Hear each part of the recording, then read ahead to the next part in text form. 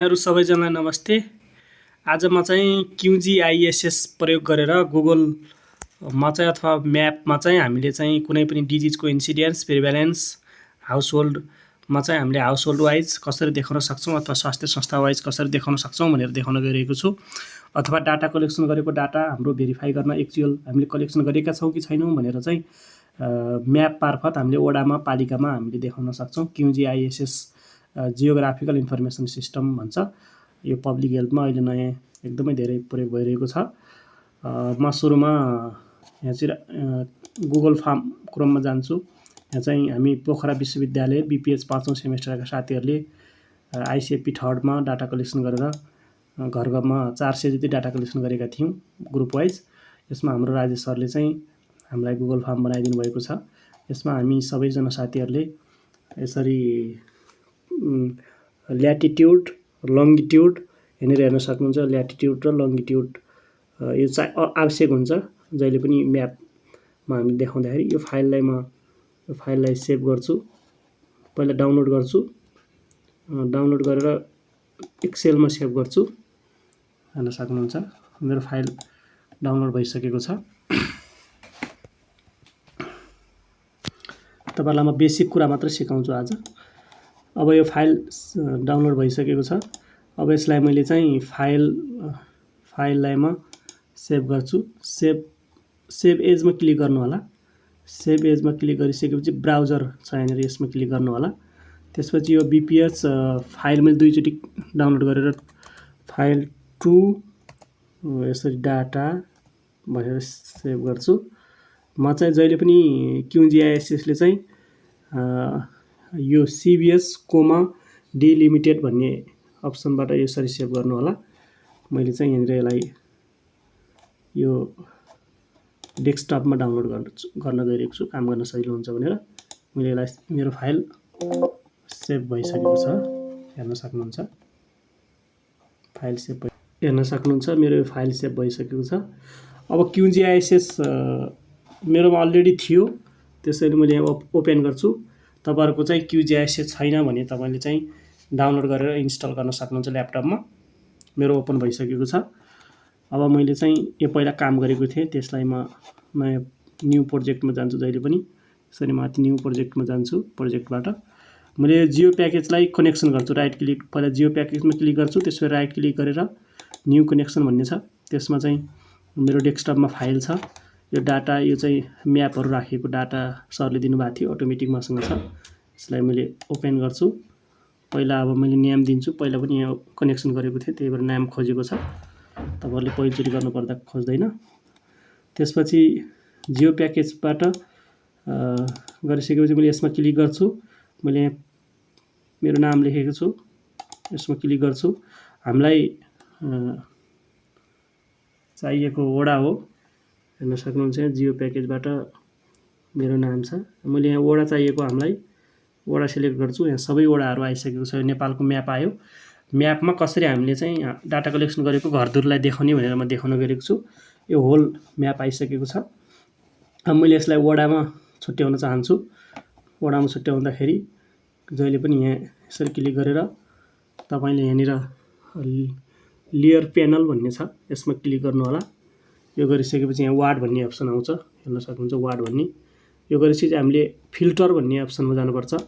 फिल्टरमा गइसकेपछि हामीले गाउँ डिस्ट्रिक्ट लिने हो कि तपाईँले के लिने हो, वार्ड लिने हो, त्यो हेर्न सक्नुहुन्छ। मैले चाहिँ अहिले पोखरा महानगरपालिकाको हामीले गाउँपालिका लिएँ। मैले गाउँपालिकामा यहाँ स्याम्पल छ, यसरी छ।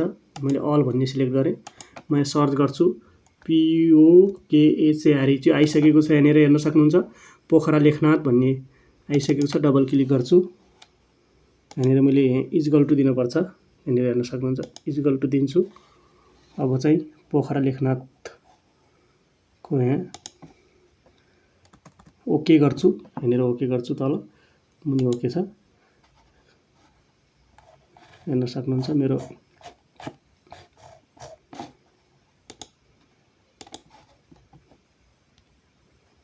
हेर्न सक्नुहुन्छ मेरो पोखरा लेखनाथ भनेको पोखरा महानगरपालिका आइसकेको छ। यो पोखरा महानगरपालिकाको मात्र म्याप मैले यहाँ एक्सट्र्याक्ट गरेर राखिसकेको छु। अब चाहिँ यसलाई मैले यसलाई वडामा देखाउनु पऱ्यो, कतिवटा वडा छन् होइन। पोखरा महानगरपालिकाको हामीले गरेको 32 नम्बर वडामा हो होइन। त्यसको लागि मैले यहाँ देखाउनुपर्छ। त्यसको लागि चाहिँ के गर्नु होला भने तपाईँले यहाँनिर वार्डमा यो वार्ड भन्ने छ नि, यसमा क्लिक गरेर प्रोपर्टी भन्नेमा क्लिक गर्नु होला। त्यसमा चाहिँ तपाईँले लेभल भन्ने छ, यहाँनिर नो लेभल छ अहिले। नो लेभलबाट अहिले सिङ्गल लेभलमा क्लिक गर्नु होला। त्यसपछि अब हामीले यो डिस्ट्रिक्ट छ अहिले, यसलाई डिस्ट्रिक्टलाई वार्ड बनाउनु होला। वार्ड पनि 1 2 3 मा चाहिएको छ हामीलाई। 1 2 3 गराएर अनि ओके भन्ने छ अप्सन त मुनि, यसलाई ओके गरिदिनु होला। हेर्नुहोस् यहाँ वार्डको लेभलिङ भइसकेको छ। 1 2 3 हुँदै यो 33 सम्म लेभलिङ भइसकेको छ। हामीले 32 नम्बर वडामा काम गरेका थियौँ, यो 32 नम्बर वडामा।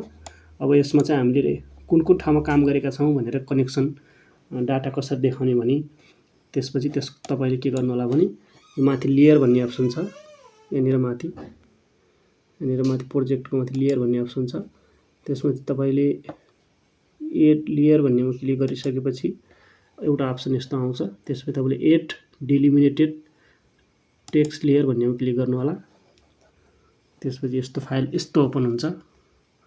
यो ओपन भइसकेपछि तपाईँले यहाँनिर फाइल नेम अगाडि जुन मैले एक्सेलमा राखेको थिएँ त्यसलाई चाहिँ तपाईँले यहाँनिर यसरी ल्याउनुपर्छ। यो डेस्कटपमा छ, BPH 5th सेमेस्टर फिल 2 भन्ने डाटा मैले सेभ गरेको थिएँ, त्यसलाई ओपन गर्नु होला।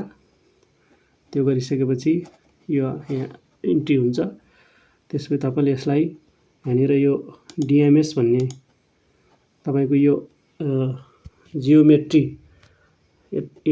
जियोमेट्री CRS भन्नेमा छ। यसलाई चाहिँ हामीले प्रोजेक्ट CRS भन्ने गराउनु होला। त्यसपछि एड गर्नु होला अनि क्लोज गर्नु होला। हेर्नुहोस् हामीले जुन अगाडि मैले डाटा कलेक्सन हामीले पोखरा महानगरपालिका वडा नम्बर 32 मा यो घरधुरीमा हामीले काम गरेका रहेछौँ, डाटा कलेक्सन गरेका रहेछौँ भनेर यसरी बेसिकली देखाउन सकियो है त। यसरी यो घरमा हामीले अब साथीहरूको कुनै ग्रुपको यता छ, कुनैको यता यसरी हामीले 32 नम्बरको विभिन्न टोलमा गरेका थियौँ डाटा कलेक्सन। त्यही भएर यसरी देखिएको छ, हेर्न सक्नुहुन्छ। यो कुनै पनि डिजिजहरू अथवा यस्तै गरेर अरू कुराहरूलाई देखाउन सक्नुहुन्छ। अर्को के सिकाउँछु भने म तपाईँलाई अब यसमा चाहिँ कुन साथीले यो डाटा कलेक्सन गरेको यता देखियो, यो धेरैजनाले गर्नुभएको छ। कसले गरेको हो नि त यो डाटा कलेक्सन भनेर चाहिँ नेम लिस्ट चाहिँ देखाउन सकिन्छ। यसरी यहाँ BPH हेर्न सक्नुहुन्छ, यहाँ BPH 5th सेमेस्टर भन्ने छ, यसमा क्लिक गर्नु होला। यसमा क्लिक गरेर प्रोपर्टीमा क्लिक गर्नु होला। यसमा लेभल भन्ने छ, फेरि अगाडि जस्तै लेभल सिङ्गल लेभलमा क्लिक गर्नु होला। यहाँ स्टुडेन्ट नेम भन्ने छ, हेर्न सक्नुहुन्छ माथि स्टुडेन्ट नेम छ। माथि स्टुडेन्ट नेममा हामीले गरेका छौँ। त्यसपछि फेरि अगाडिको जस्तै गरेर ओके गरिदिनु होला। त्यो गऱ्यो भने हेर्नुहोस् है विभिन्न साथीहरूको नाम आएको छ। यसमा चाहिँ अब अलिकति मोबाइल हल्लियो, यसमै मैले कहाँ गरेको छु भन्ने कुरो यहाँ देख्न सक्नुहुन्छ। है पूर्ण केसी यहाँ चाहिँ यसरी जुम गरेर म देखाउँछु तपाईँहरूलाई। पूर्ण केसी यसरी हेर्न सक्नुहुन्छ कसले गरेको रहेछ भनेर। मैले यो घरधुरीतिर यतातिर गरेको रहेछु। पूर्ण केसी धेरै नामहरू छ, आकृति महत, शैलुदेखि ज्योतिका, सब साथीहरूको 32 नम्बर वडामा काम गरेका साथीहरूको नाम छ, यहाँ हेर्न सक्नुहुन्छ। भक्तराज बुढा, राजु सर, यहाँ सबै आसमा उपाध्याय, यहाँ सबैको देखिएको छ। यसमा 32 नम्बरको विभिन्न ठाउँमा हेर्नुहोस् त यसरी हामीले यो घरधुरीमा डाटा कलेक्सन गरेका रहेछौँ। धन्यवाद यहाँहरू सबैलाई भिडियो हेरिदिनु भएकोमा।